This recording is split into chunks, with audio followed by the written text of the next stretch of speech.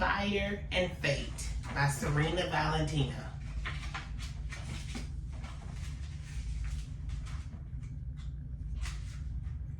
A Tale of the Lord of Darkness.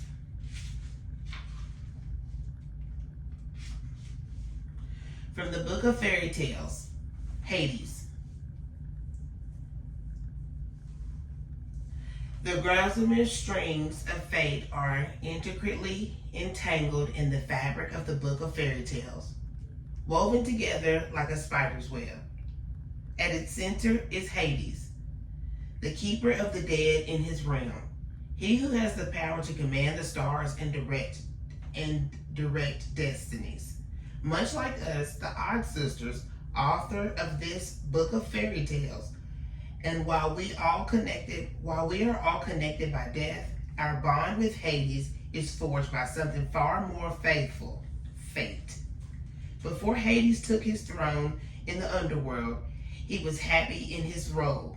He was the giver of wealth, god of hidden treasures, gold, and all that lies beneath the earth, including the dead. But even so, he wasn't sinister, or the demon he became. He was passive, and was the keeper of balance. He wasn't always evil. That was an attribute he acquired with time, loneliness, and desire after many years in his unhappy kingdom. Hades wanted nothing more than to escape the misery of his new life, but he took his responsibilities seriously. He was loath to leave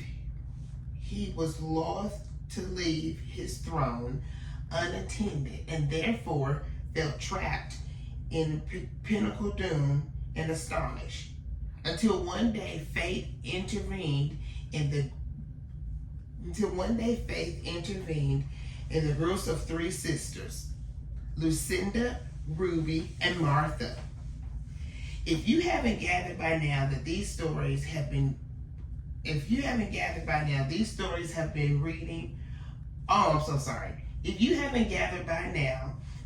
that you have been reading are chapters from the Book of Fairy Tales. Then you haven't been paying any attention. And though we have established that time is nothing more than a human construct, then all timelines move intercorrectly rather than separately. And you are about to learn why. When the old gods were defeated, namely the Titans, time was forever fractured. Ever since, we witches have not experienced time in a straight line. Sometimes we lose our thread and release the stories from the Book of Fairy Tales out of sequence. But there is a method to our madness. What is time to the likes of witches and gods? Beings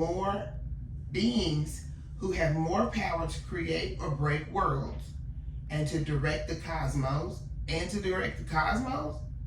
The only thing we can't control is what seems to our own fates. It's been a really long time since I've read out loud, so I hope you guys bear with me. And if you like the prologue, please hit like, and then I'll start with chapter 1. Again, we are reading the book Fire and Fate by Serena Valentino. Thank you guys and have a good evening.